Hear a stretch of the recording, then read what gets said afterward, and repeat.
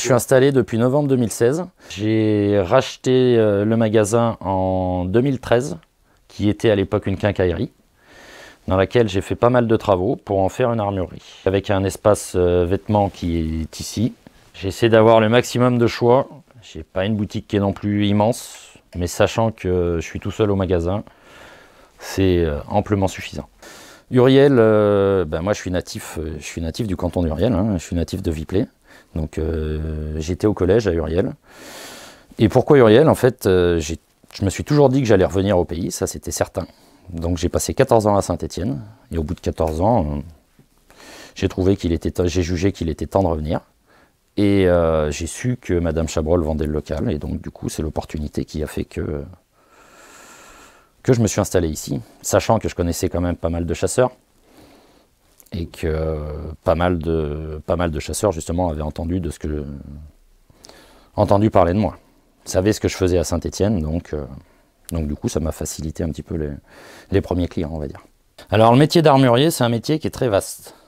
Il comprend aussi bien les fabricants d'armes que les revendeurs. J'ai commencé par la fabrication, et c'est la fabrication qui m'a emmené à ouvrir une boutique. C'est un métier qui est hyper concret, hyper varié.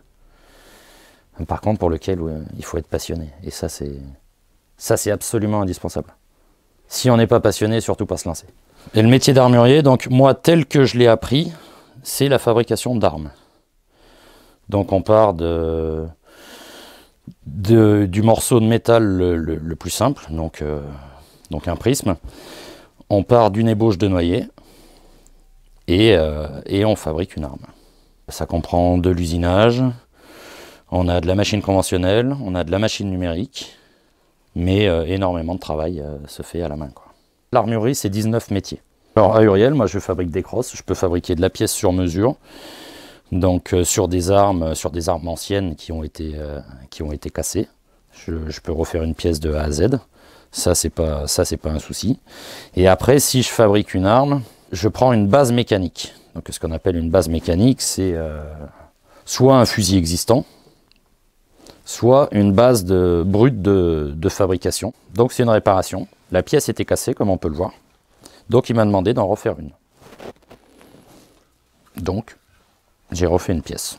Un peu plus étoffée, puisque j'ai réussi à localiser la fragilité de la pièce.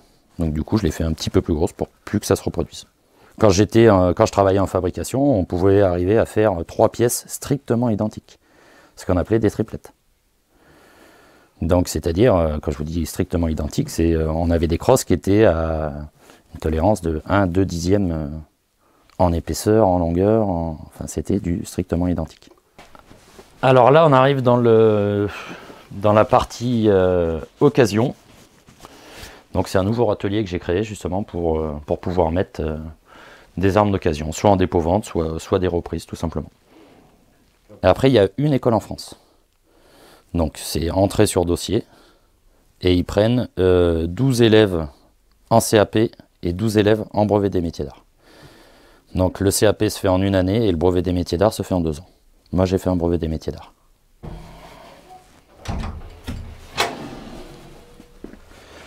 Donc voilà l'atelier mécanique, si on peut dire. Donc dans lequel j'ai un tour, une fraiseuse et une rectifieuse. Donc là, on a une goupille de réajustage, donc qui permet d'enlever le jeu sur des armes d'occasion qui ont beaucoup tiré. Et là, on a un percuteur. Donc plus précisément, un percuteur de superposé. L'armurerie, c'est 19 métiers. Alors à Uriel, moi je fabrique des crosses, je peux fabriquer de la pièce sur mesure, donc sur des armes anciennes qui ont été cassées. Je peux refaire une pièce de A à Z. Ça c'est pas un souci. Et après, si je fabrique une arme, là encore une fois je vous cite le maçon, je prends une base mécanique. Pour moi c'est le plus beau métier du monde déjà, donc ça va être facile de mon côté. Alors il faut être passionné, soit par les armes, soit par la chasse, soit par les deux. Moi c'était mon cas, depuis tout petit, donc le chemin était tout tracé, quoi.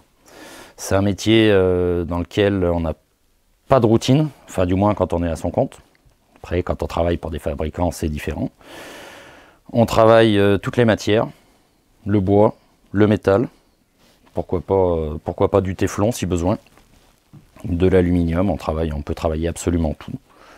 Et réaliser absolument tout, modifier, alors dans le cadre de la législation bien sûr, hein, mais modifier tout ce qu'on veut sur une arme, quoi. Donc en partant de pas grand chose, on peut arriver à faire des choses super sympas, quoi. Pour moi, l'artisanat amène à l'art, mais on a un cahier des charges qui reste quand même un petit peu défini. Même si on peut laisser parler notre imagination, contrairement à un artiste qui peut s'éloigner un peu plus des cadres. Nous, on a quand même des standards et qu'il faut essayer de respecter. On peut dévier légèrement, mais tout en restant dans un cadre traditionnel, on va dire.